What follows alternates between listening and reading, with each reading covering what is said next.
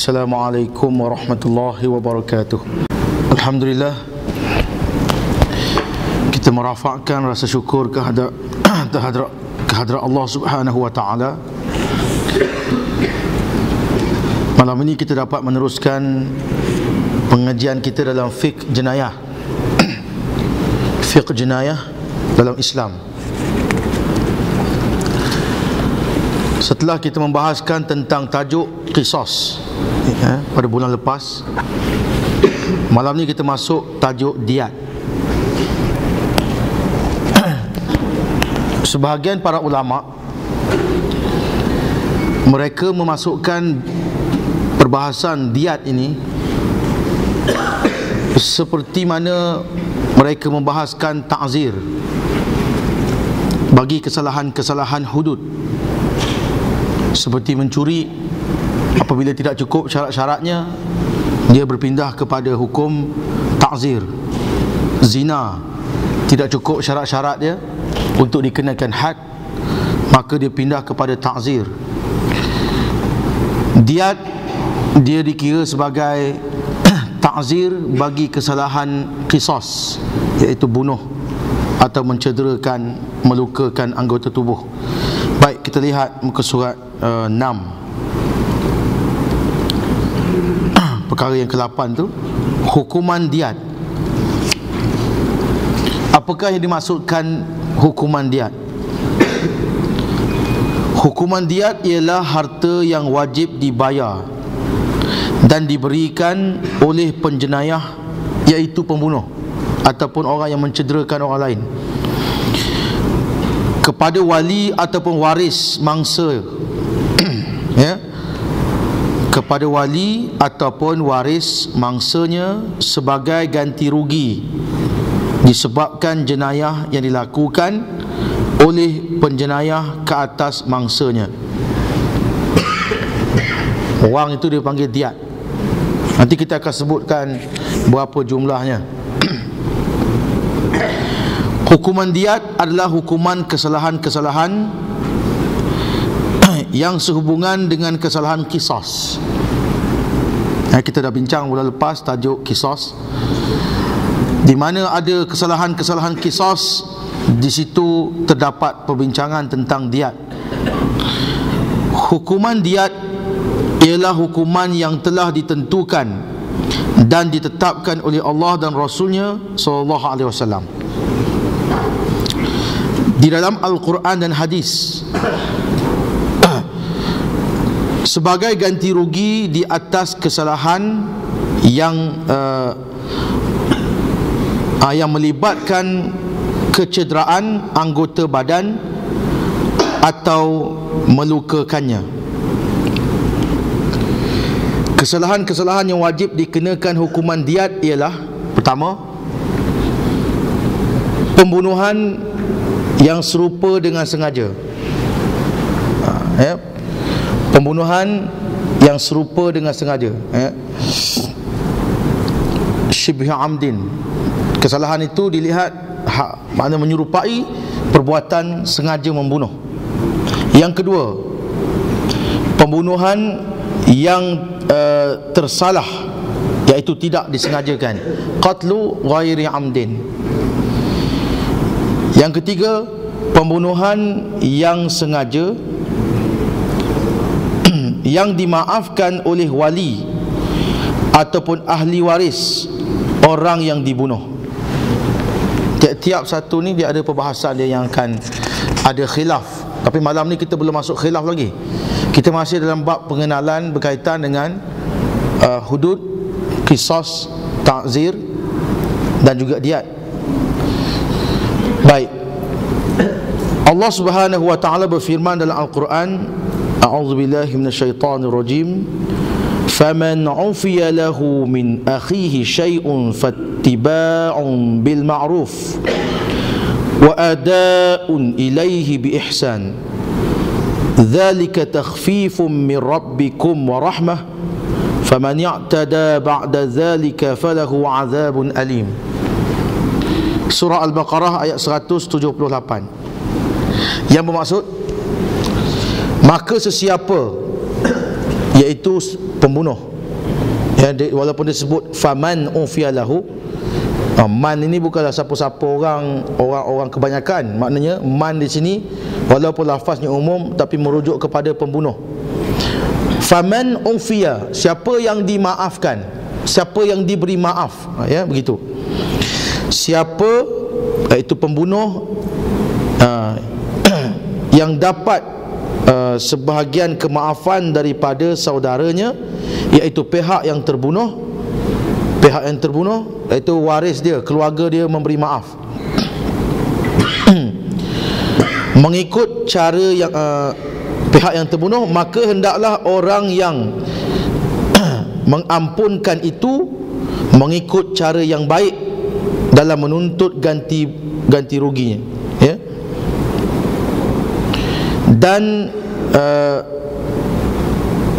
Dan si pembunuh pula hendaklah menunaikan bayaran ganti rugi itu dengan sebaiknya. Ayat ini menyebut tentang ganti rugi, disebut dengan fattiba'un bil ma'ruf wa ada'un ilaihi bi ihsan. Maknanya orang yang mana kalau dia memaafkan ahli keluarga dia yang dibunuh, dia kena minta dengan yang patut. Di sini iaitu bertepatan dengan apa ditentukan oleh Rasulullah SAW. Diat, dia walaupun belum masuk, saya nak sebut bahawa diat ni dia ada diyah mughallazah wa diyah mukhaffafah. Diat yang berat dan diat yang ringan. Daripada 100 ekor unta tu dibahagi, ya, 30 ekor unta sekian, umurnya sekian, 30 ekor umurnya sekian, bunting, ya, 30 ekor begini-begini, 10 ekor lagi begini-begini. Dia ada beberapa riwayat yang kita akan baca hadisnya kemudian. Cuma saya nak sebutkan bahawa dia kena minta tidak boleh lebih daripada apa yang telah ditetapkan oleh Allah dan Rasul. Dia tak boleh kalau anak dia dibunuh, dia kata saya maafkan, tapi saya nak 10 juta. Tak boleh. Kerana 10 juta itu telah melampaui had ataupun batasan yang ditentukan oleh Allah dan Rasulnya. Jadi maknanya dia kena fattiba'un bil ma'ruf, dia kena minta mengikut yang ma'ruf, iaitu bertepatan dengan syariat. Wa ada'un ilaihi bi ihsan. Orang yang membunuh pula, dia kena memberikan bayaran diat itu dengan ihsan, dengan cara yang patut, dengan cara yang baik. Iaitu kalau telah pun keluarga pihak mangsa memaafkan, dia tidak boleh berlepas diri, saya tak nak bayar, tak boleh. Dia mesti bayar jumlahnya 100 ekor unta. Nanti kita akan sebutkan.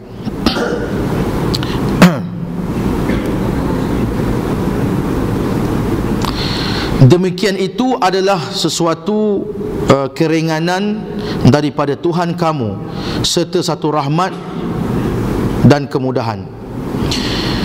Sesudah itu, sesiapa yang melampaui batas, iaitu untuk membalas dendam pula, maka baginya azab seksa yang pedih.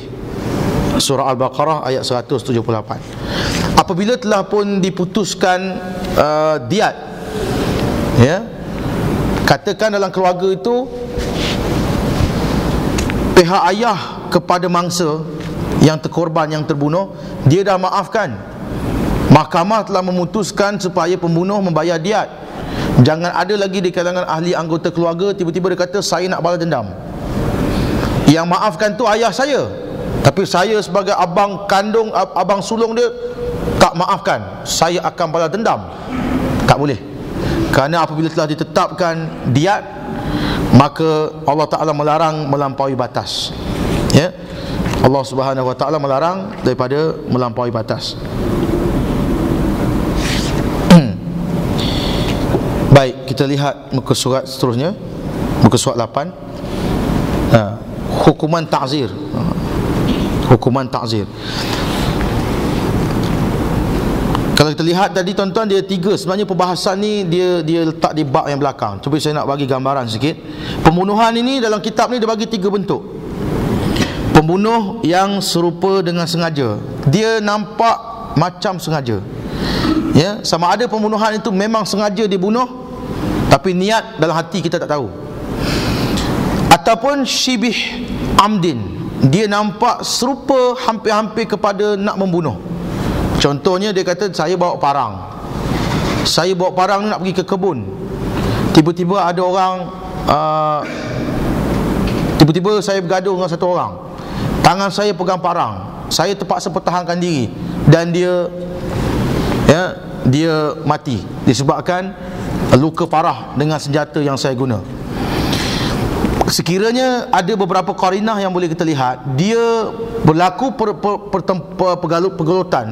pergaduhan itu asalnya boleh dielakkan, tetapi dia ni memang sengaja menggunakan senjata walaupun kawan yang menyerang dia tu tak ada senjata. Pembunuhan seperti ini boleh disebut sebagai syibih amdin. Maknanya kalau orang serang dia dengan tangan kosong, dia ada parang, dia campaklah parang tu. Kalau dia menggunakan parang, bergaduh, orang tu tak tangan kosong, dia pegang senjata, maka boleh jadi maknanya dia itu seperti membunuh dengan sengaja. Kecuali dalam keadaan yang lain, dia perbahasan dia ni ulama bincang panjang, ya. Kecuali kalau seorang wanita dia berdepan dengan satu orang laki-laki yang tubuh lebih kuat, dia pegang senjata, tu lain. Itu dia memang dia lemah. Kalau dia tangan kosong, dia berlawan, memang dia kalah lah. Dia terpaksa pegang senjata. Yang tu lain. Laki-laki tu nak memperkosa dia, dia pegang pisau, tu lain cerita.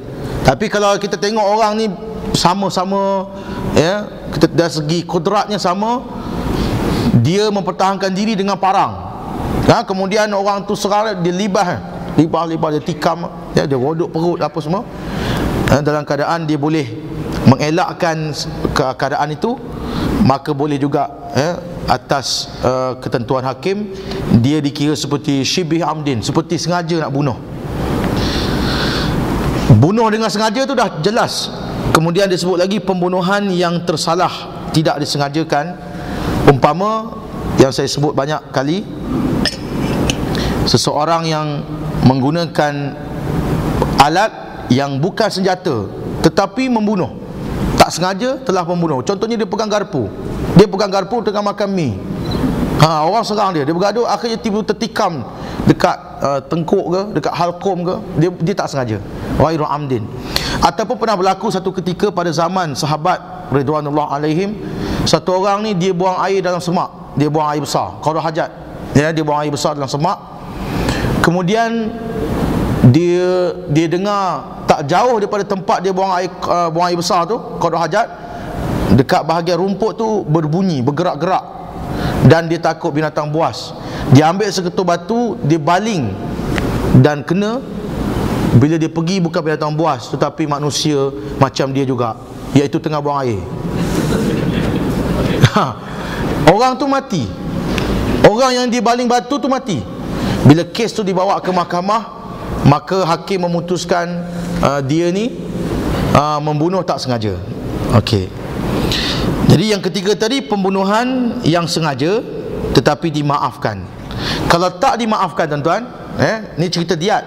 Kalau tak dimaafkan, kita dah bincang bulan lepas, kalau pembunuhan sengaja tidak dimaafkan, maka dia mesti pergi kisos, iaitu dibalas bunuh. Dalam kes dia sengaja tetapi dia dimaafkan, maka dia dikenakan diat.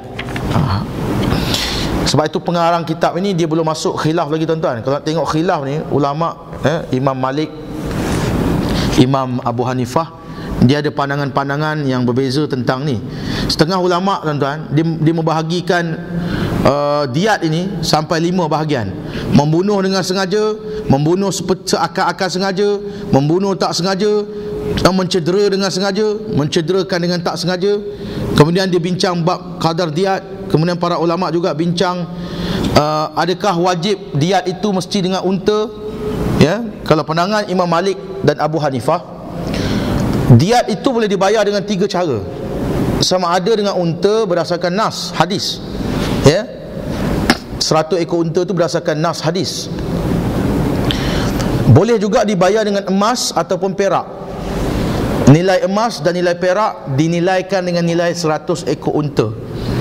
Kalau kat Malaysia ni bunuh orang memang tak ada unta pun, memang kena dinilaikan dengan ringgit. Ni ceritanya pandangan Imam Malik dan Imam Abu Hanifah. Tuan-tuan tahu tak daripada mana asalnya 100 ekor unta ni? Daripada mana? Sebenarnya 100 ekor unta ni, kalau tuan-tuan lihat dalam Sirah Nabawiyah, tuan-tuan boleh rujuk dalam Ar-Rahiqul Makhtum kalangan Syekh Mubarak Al-Furi. Ianya bermula pada zaman sebelum kelahiran Nabi SAW, iaitu Datuk Baginda Abdul Muttalib, Abdul Muttalib bin Hashim. Dia pernah bernazar. Dia bernazar, sekiranya aku mendapat 10 orang anak laki-laki, aku akan sembelih salah seorang daripadanya. Orang-orang zaman dahulu dan zaman-zaman jahiliah, dia suka nazar yang bukan-bukan. Kalau sebab dia rasa gembira lah kalau dapat anak laki-laki 10 orang. Dia rasa macam susah nak dapat. Tapi kalau dapat 10 orang anak laki-laki, salah seorangnya akan disembelih. Maka masa berlalu, akhirnya Allah Ta'ala mengurniakan Abdul Muttalib 10 orang anak laki-laki, dapat 10 orang. Bila anak tu dah besar, baru dia ingat. Kemudian dia memanggil ke semua anak dia. Dia pun sebut, ayah pernah nazar dulu untuk menyembelih salah seorang daripada anak laki-laki, sekiranya sekiranya dapat 10 orang anak laki-laki. Jadi macam manakah pandangan kamu semua? Anak dia semua setuju, tapi undi lah. Undi kena kepada Abdullah, ya, Abdullah bin Abdul Muttalib. Di kalangan adik-beradiknya kata jangan wahai ayah, biarlah aku menggantikannya. Antaranya Abu Talib kata tak payah, tak payah. Tapi oleh kerana undi dah kena pada Abdullah, maka Abdul Muttalib ni bawalah Abdullah ke Kaabah.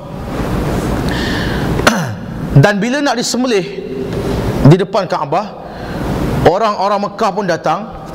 Orang-orang Mekah ni kenal Abdullah ni orang baik, budak baik, ya.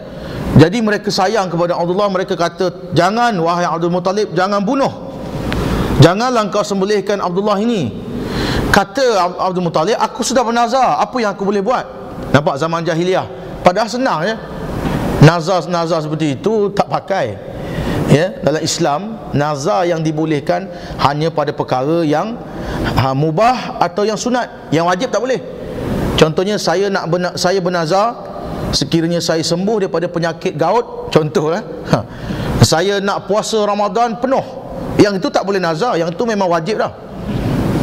Sekiranya saya naik pangkat, saya nak solat, saya nazar, wallahi wabillahi watallahi, saya nak solat 5 waktu penuh, itu dah wajib. Yang boleh puasa sunat. Kalau saya naik pangkat, naik gaji, tahun ni dapat bonus 5 bulan, saya nak puasa Isnin Khamis, itu tak masalah. Atau saya nak buat benda yang mubah, contohnya saya nak cukur misai, tak ada apa. Nak cukur rambut kepala, tak ada apa-apa. Tapi dalam perkara yang tidak munasabah, bahkan bercanggah dengan fitrah tabiat manusia, seperti menyembelih anak, tak boleh. Terjun bangunan, tak boleh, ya. Dulu ada satu orang komposer lagu, dia buat lagu tak laku, lagu dia tak meletup pun. Tiba-tiba dia kata, kali ni kalau album ni meletup, dia nak terjun jambatan Pulau Pinang. Tak, saya rasa tuan-tuan mungkin tahu kisah ni. Dan kebetulan album tu memang meletup. Dan bagaimana dia nak menunaikan nazar dia? Para ulama, ada dia tanya berapa orang mufti ke apa, mengatakan nazar seperti itu tak boleh ditunaikan, bahkan haram. Macam inilah. Jadi Abdul Muttalib ni akhirnya bila dia nak sembelih Abdullah, penduduk Mekah kata tak boleh, jangan, dia ni Abdullah ni orang yang baik. Maka dia berjumpa dengan kahinah, iaitu satu orang perempuan. Kahinah ni macam ahli sihir lah, ataupun kita kata macam lebih kurang itulah, tukang tilik. Daripada Mekah, satu orang perempuan ahli sihir, tukang tilik. Maka perempuan ni dia bagi satu jalan keluar, iaitu engkau kena memilih undi daripada azlam. Azlam ni anak panah yang tak diletakkan bulu dia, ya. Bahagian yang matanya tu diletakkan dalam bekas, jadi kesemua nampak sama je. Dia kena pilih. Baik. Dan pada mata anak panah tu tulis, ya, tulis nama Abdullah, dan biarkan kosong. Abdullah biar kosong, Abdullah biar kosong. Jadi dia pun pilih cara rambang. Perempuan kahinah ni kata, sekiranya kau pilih anak panah tu keluar nama Abdullah, maka kau kena ganti budak ni dengan 10 ekor unta. Sekiranya kau pilih lagi, tengok tak ada apa-apa, maka 10 ekor unta je, cukup, berhenti setakat tu. Maka dia pun pilih, dapat keluar Abdullah, 10 ekor unta. Dia masuk balik, dia pilih lagi, keluar 10 nama Abdullah, 10 ekor unta. Dan dia ulang, tuan-tuan, keluar lagi sampai 10 kali. Dan kali ke-11 tu dia tarik, baru kosong, tak ada tulis apa. Maka perempuan kahinah tu kata, maka nilai nyawa bagi Abdullah adalah 100 ekor unta yang mesti kau sedekahkan kepada fakir miskin. Start daripada situlah nilai nyawa satu orang laki-laki dinisbahkan kepada 100 ekor unta, dan dipakai pada zaman jahiliah. Bila mana berlaku peperangan, pembunuhan, satu pihak kabilah yang lain, dia bila nak menuntut nyawa, ya, maka dinilai dengan 100 ekor unta. Sekiranya kabilah yang membunuh boleh menyerahkan 100 ekor unta kepada pihak yang menjadi mangsa, maka peperangan dapat dielakkan. Itu yang bermula pada zaman jahiliah, dan perkara itu ditakrirkan oleh Nabi SAW dengan syariat Islam. Ya, itu dia. Diat 100 ekor unta. Jadi mengikut pendapat Imam Malik dan Imam Abu Hanifah, diat ini dibayar dengan unta. Kalau tak ada unta, boleh bayar dengan emas, ataupun boleh pilih untuk dibayar dengan perak. Ya.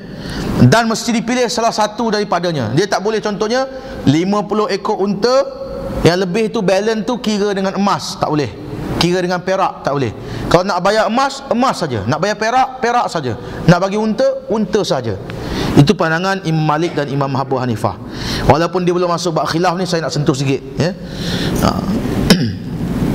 Manakala mengikut Imam Ahmad bin Hanbal dan Imam Abu Yusuf ni anak murid kepada Abu Hanifah, ya, dia mengatakan bahawa diat boleh dibayar dengan unta. Unta boleh, emas boleh, perak boleh, lembu boleh, kambing boleh, pakaian baju pun boleh.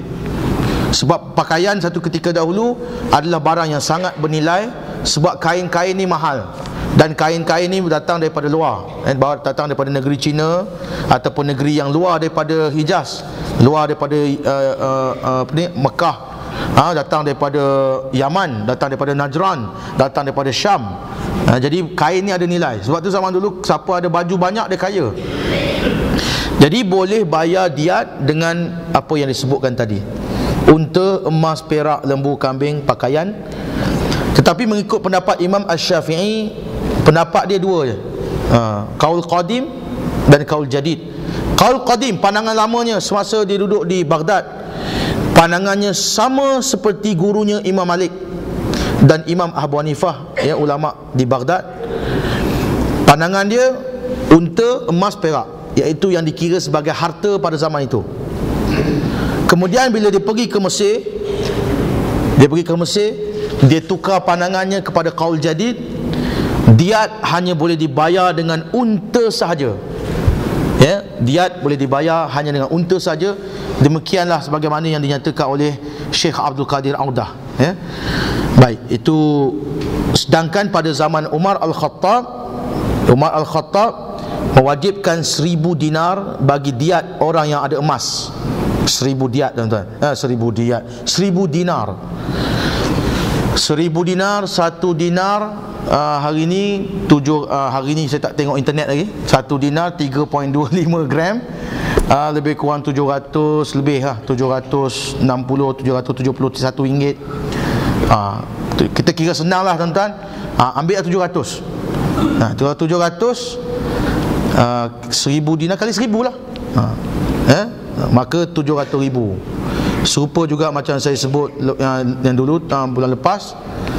Kalau seekor lembu tu harga RM7,000, kali 100. Tapi ikut Umar 1000 dinar. Kalau nak emas dibayar 1000 dinar. 12,000 dirham kalau orang tu nak bayar dengan perak. 200 ekor lembu, ya, kepada orang yang memiliki lembu. 2,000 ekor kambing terhadap orang yang memiliki kambing. 200 persalinan pakaian terhadap orang yang ada, ya, pakaian. Ini disebut oleh Dr. Wahbah Zuhaili dalam kitab dia apa nama? Fiqh Islami wa Adilatuhu. Ini pandangan, dan perkara ini bersifat ijtihadi. Zaman kita ini, tuan-tuan, kalau hukuman ini dijalankan, maka dia kena pergi kepada pemerintah yang tetapkan. Pemerintah menetapkan hukum itu, ya, berapa jumlah diat yang mesti dikenakan. Dan dalam hal negara kita ini, harta yang bernilai adalah wang ringgit lah. Wang ringgit. Sekiranya pemerintah negara kita ni, hakim ke, menetapkan boleh diat itu dibayar dengan bentuk aset yang lain. Contohnya hari ini antara benda yang disifat sebagai hartanah, tuan-tuan, seperti rumah, bangunan. Katakan rumah di AU5C ke D ni? C. A5C ni rumah teres biasa, yang intermediate lah, bukan yang corner lot ke end lot ke. Yang intermediate ni katakan jumlahnya 700,000, katakan. Kalau dah end lot tu, corner lot 1,000,000, katakan. Maka rumah yang intermediate ni sekiranya senilai dengan jumlah ringgit itu, maka rumah pun boleh digunakan untuk bayar, ataupun dicagarkan pada bank bayar duit kepada mangsa. Sebab hari ni tak mungkin ada orang yang simpan duit dalam bank 700,000, 1,000,000 dan sebagainya, ya. Jumlah itu boleh, nilai harta itu boleh dilihat sekiranya hukum ni berjalan. Sekiranya hukum ni berjalan, maka pemerintah dia kena ijtihad, ya. Ulama-ulama yang ada dalam negara kita kena ijtihad, apakah bentuk harta pada zaman kita ini yang dikira nilai, yang dikira bernilai untuk dinisbah kepada bayaran diat. Yang pastinya unta memang susah. Sebab apa? Kalau kita nak bawa 100 ekor unta, kita order daripada Arab Saudi, kos nak bawa 100 ekor unta ke negara kita ni, kapal dia, kargo dia, atas kapal berapa bulan tu nak bagi makan lagi, kos dia akan jadi meningkat. Dan bila sampai dekat Malaysia ni pula, dah jadi satu kerja pula keluarga mangsa tu, kan? Aku nak buat apa unta banyak-banyak ni? Kan? Nak letak kat mana? Rumah aku pun tak ada pagar ni, nak letak unta kawan curi lah. Jadi dinilai dengan harta, ya, harta seperti wang ringgit dan sebagainya. Itu sekiranya berjalan hukum ni, maka terserahlah kepada pihak pemerintah untuk menentukan.